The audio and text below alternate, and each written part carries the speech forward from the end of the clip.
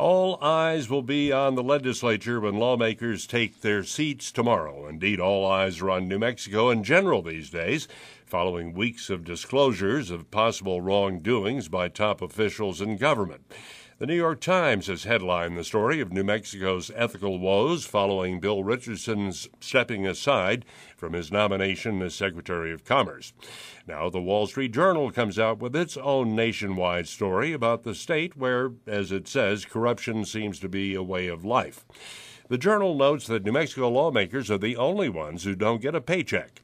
New Mexico is one of just 3 states where citizens cannot get easy access to hear what lawmakers are debating, because there is no webcast capability where voters could follow the action.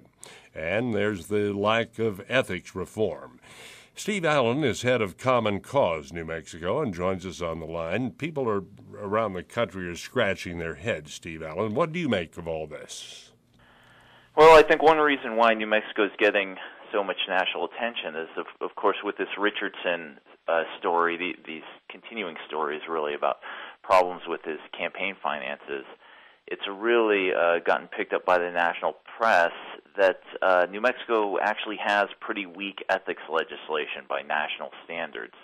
I think from Common Cause's perspective, this presents something of a mixed blessing. On the one hand, we're happy to finally have attention on the fact that our state needs to do more to legislate ethics here. On the other hand, this has presented it has been something of an embarrassment for our state to receive all of this national scrutiny. And I just hope it's used for in a good, positive way, because we really need to get these things done. Well, it poses a question: why would legislators be against ethics legislation, ethics reform? Is there something to hide? That has to be the obvious question. Well, we have legislators coming from all different backgrounds, all different philosophies, so I don't think there's one single motivation. And I'd also like to point out there's lots of legislators up there at the Roundhouse that do support ethics reform and have been trying to get it done over the years. I think the problem, though, is that there's enough legislators up in Santa Fe who don't like the idea of having additional restraints on what they can do as legislators, and also additional scrutiny on what they do, because that makes them uncomfortable. And I don't think New Mexico is unique in that necessarily. I like to point out the case of Connecticut, for example, that had 10 years of public corruption. Senate president went to jail, 2 big city mayors, and eventually Governor Rowland went to jail as well. And it was only after all of that, which was, Connecticut's huge national embarrassment, only after that they passed significant ethics reform in that state. So, I think it's natural for public officials to be skeptical of this type of push, but we still need to push them anyway because it needs to get done. It's incredibly inefficient for our state, and there's costs associated with corruption that, especially in these economic times, I don't think our state should be having to endure.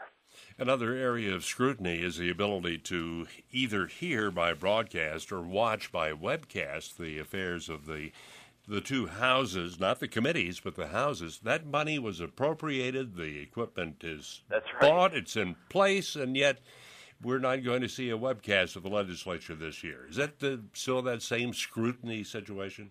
It is. I was actually there in the gallery watching the Senate debate this issue last time around during the 2008 session, and it was just amazing, the arguments that senators came up with for why this was a bad idea. But it did pass in the Senate, and they put up cameras, as you said, but actually the Santa Fe New Mexican reporter Steve Terrell pointed out on his blog, I believe it was last week, that he spotted maintenance workers actually taking down the cameras in the Senate chambers, and so they couldn't be turned on accidentally. Yeah, that's right. And he asked, why would you be taking these down? And the answer he received was that it was for budgetary reasons.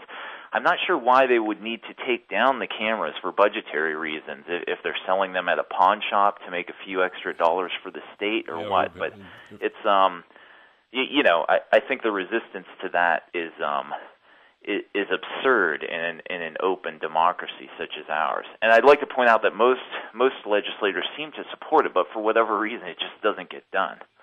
Now, they're going to be grappling with a lot of issues, budget chief among them, but you propose in a new report from Common Cause a voter registration and same-day voting capability. That's right. This is something we've been looking at for years, and we've been talking to various county clerks and the Secretary of State's office, and I think there's some agreement that the concerns that have cropped up around groups such as ACORN, et cetera, and their registration drives, which, have been somewhat controversial on the one hand, but on the other hand, it's important in a democracy that we have as many people participating as possible. We believe that those concerns can be largely fixed by having same-day voter registration, which would also be available during early voting. So that means that instead of having this 30-day cutoff, the voters could just come in at an early voting site or on Election Day and sign up on the spot to vote. And I think it's a very smart reform, and I think there's ways to do it so that it doesn't become an administrative headache for county clerks.